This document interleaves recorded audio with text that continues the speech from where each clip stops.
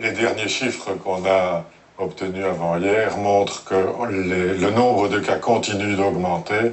On est maintenant, la semaine dernière, on a eu plus de 15 000 nouveaux cas en Belgique, et on a un total de plus de 35 000 Donc cas. on est dans quelle phase, pourrait-on dire, de la pandémie? On est probablement au tout début de la montée de la vague épidémique. Ah, donc ça commence, si j'ose dire. Ça commence. Très bien. Est-ce qu'on a une idée de la proportion de gens qui accepteront de se faire vacciner?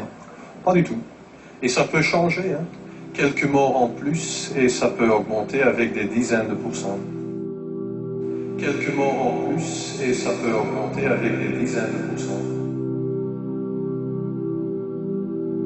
Quelques morts en plus, et ça peut augmenter avec des dizaines de pourcents.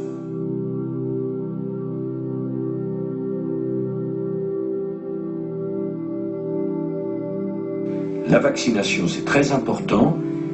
Aujourd'hui, en France, il y a 750 000 personnes qui ont été vaccinées. Les demandes sont très nombreuses depuis quelques jours. L'épidémie est une réalité. La seule chose qui est certaine, c'est qu'il y aura beaucoup plus de malades que pour une grippe saisonnière, ça c'est certain, et il y aura plus de personnes hospitalisées et plus de décès que pour une grippe saisonnière. Des gens vont mourir parce qu'ils ne seront pas vaccinés. Il faut 3 semaines d'écart entre les 2 injections. Double vaccination donc recommandée par le docteur Flézaquier. Merci Jean-Daniel pour ces précisions. La meilleure prévention, c'est de se faire vacciner et nous mettons tout en œuvre, comme l'a rappelé le président de la République, pour que cette vaccination se passe dans les meilleures conditions. C'est une formidable opération de santé publique. Vous savez, la grippe, elle va continuer, elle va durer. On a un premier pic pandémique, on en aura sans doute un deuxième, mais déjà en ayant vacciné plusieurs dizaines de millions de Français, nous allons stopper l'évolution. Recommandez-vous toujours au gouvernement de faire des réserves de vaccins et de Tamiflu? Les gouvernements ont déjà fait des réserves de Tamiflu et de vaccins, mais vous ne faites référence ici qu'aux gouvernements qui ont les moyens de le faire. Alors qu'en est-il des pays pauvres? Je peux vous dire qu'un grand nombre de pays dans ce monde n'ont pas les moyens d'acheter des antiviraux et des vaccins. N'est-ce pas navrant? Une centaine de pays dans ce monde n'ont pas accès aux vaccins. Nous devons soulever cette question. Dans quel monde vivons-nous? Je pense que la théorie du complot, tout ça n'existe pas. Mais c'est-à-dire qu'à un moment donné, on sait très bien que les gens, quand on les maintient comme ça, quand on leur fait peur, quand on les angoisse, on les tient. Voilà. Et avec ça, les Français ont un peu de bon sens, donc ne sont pas allés se faire vacciner. Mais ça veut dire qu'on a quand même une ministre de la Santé qui est quand même responsable, on parlait de service public tout à l'heure, qui a dit aux gens dans les yeux, vous allez mourir.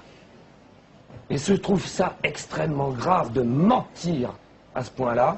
Et je trouve que ce n'est pas des comptes qu'on devrait lui demander à Miss Roselyne, on devrait la traîner devant un tribunal maintenant. Parce que le principe de précaution a bon dos, mais il a quand même foutu la trouille à plein de gens.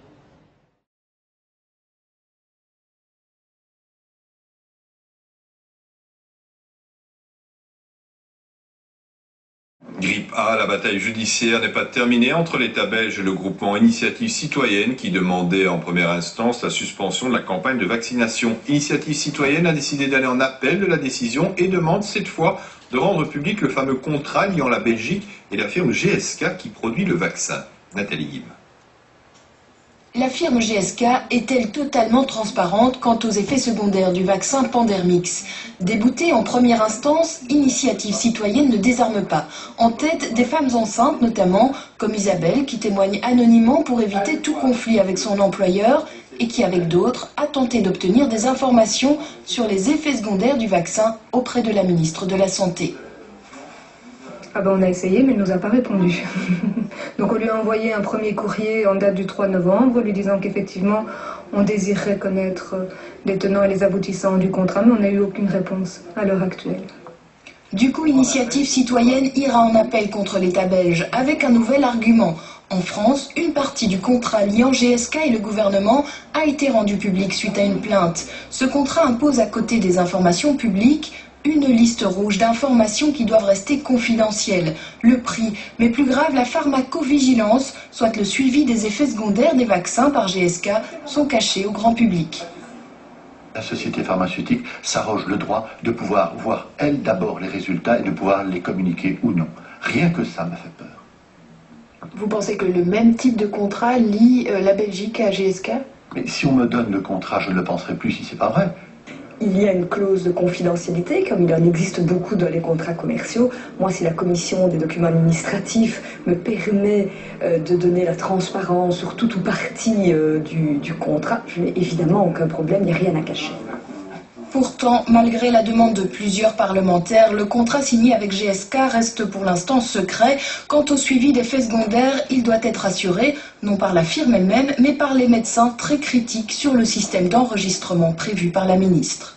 Lisez sur Internet, lisez partout, il y a chaque jour des médecins qui s'élèvent, chaque jour des associations qui disent « attention, casse-cou ». Je peux vous dire qu'aujourd'hui, vacciner votre enfant contre cette grippe, vous vaccinez, vous fait courir un risque de complications graves très nettement supérieur au risque d'une complication de la grippe naturelle.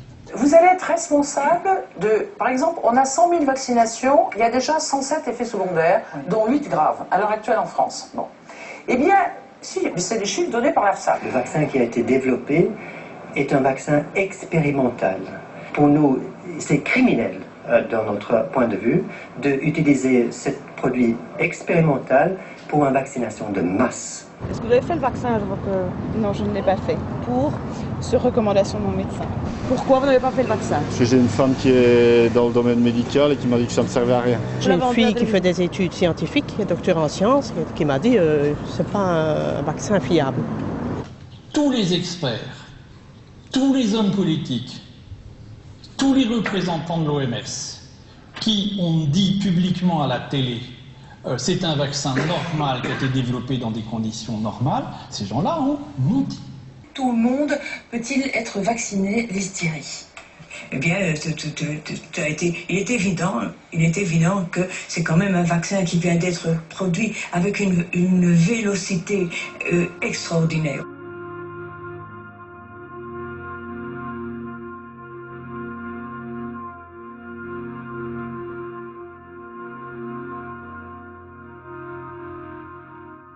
Vous connaissez des études à long terme sur la sécurité d'un vaccin qui contient et du squalène et du thiomersal.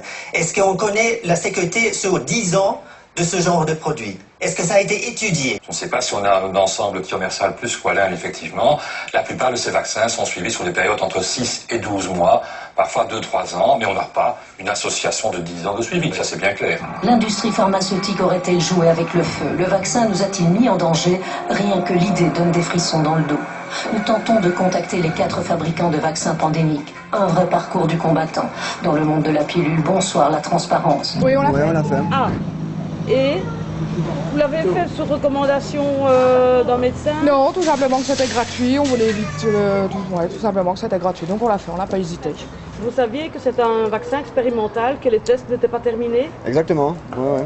Donc vous préférez, c'est un choix. Il paraît qu'après autant d'années, après un certain temps, il paraît qu'il risque d'avoir des symptômes ou des trucs comme ça, mais bon, maintenant on verra bien. Paralysie? Ben, oui. Je sais pas, qu'est-ce qu'on peut avoir comme symptômes. Mais ça a été après avoir fait le vaccin qu'on a su ça, en fait. Nous autres on s'est dit, on n'a pas pensé à tout ça, parce qu'on se dit, s'ils sortent de ça, c'est quand même, quand même pour guérir, et pas pour nous injecter de la saleté dans nos veines, quoi, je veux dire.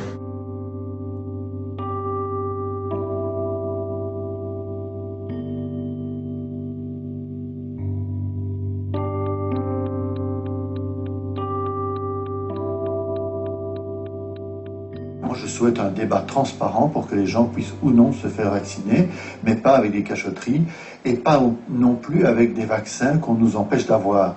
Au Luxembourg, tout dernièrement, ils ont décidé d'avoir un 2e vaccin, notamment pour les femmes enceintes. Pourquoi pas en Belgique? J'étais enceinte, oui. Et alors?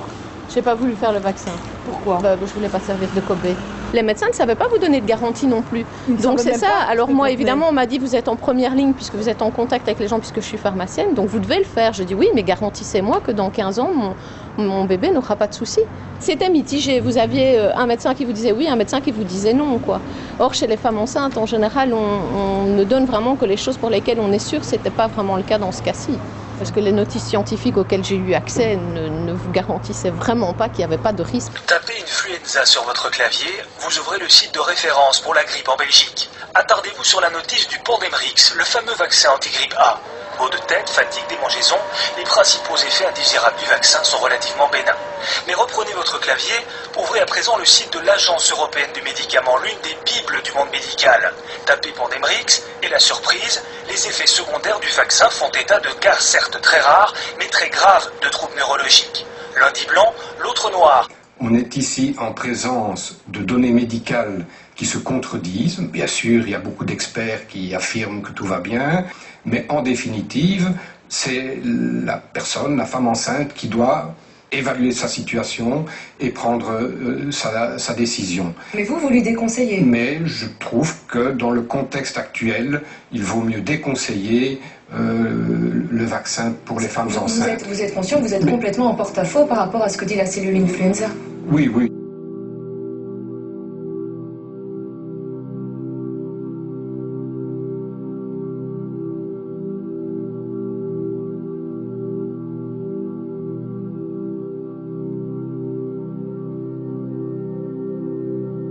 Là, l'agence européenne nous dit que par rapport aux médicaments normaux et même aux vaccins normaux, on a été pris par le temps et finalement on n'a pas fait les essais. Et on nous dit, eh ben à qui on va prescrire ce vaccin dont le développement, encore une fois, a été bâclé, précisément aux femmes enceintes. Mais c'est quand même, comme disait Flaubert, à s'arracher la gueule de désespoir. C'est une honte. Moi j'ai peur. Je ne me suis pas engagé pour rien dans cette histoire-là. C'est une honte. Ça fait 30 ans que je fais du développement pharmaceutique, je n'ai jamais vu ça.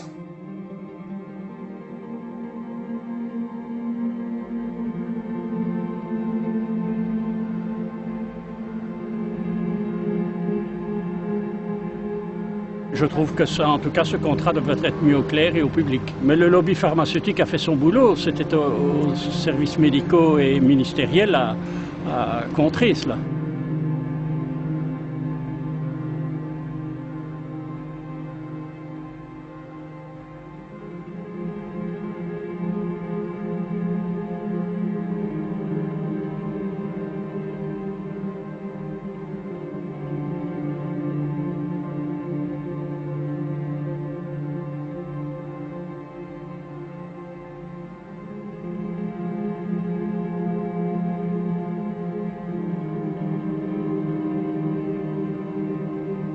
Dès le départ, l'OMS reconnaît elle-même que la pandémie est modérée. Mais alors pourquoi passer au niveau 6 ? La question est posée. Le Conseil de l'Europe veut une enquête. Selon l'Organisation européenne, des experts de l'Organisation mondiale de la santé se sont laissés entraîner par les entreprises pharmaceutiques.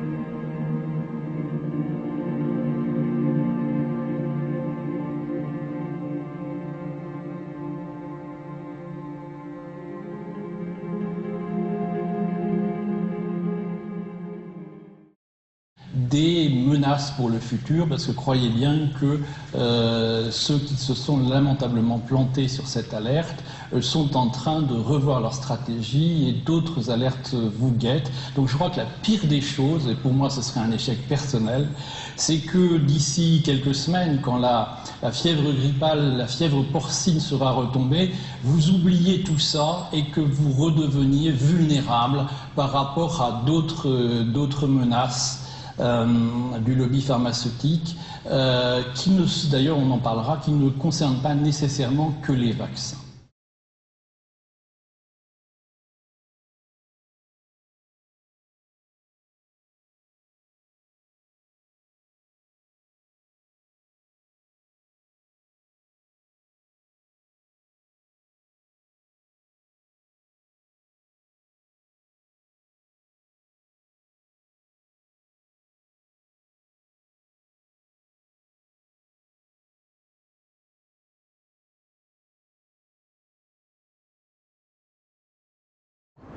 Est-ce que vous êtes au courant que Initiative Citoyenne, ce sont 3 femmes qui se Oui, oui, je suis au courant. Oui. Vous êtes au courant? Oui, oui. Et vous auriez envie de leur dire quoi? Eh ben, qu'elles ont bien fait, heureusement qu'il y a encore des gens comme ça. Hein. Merci, c'est nous.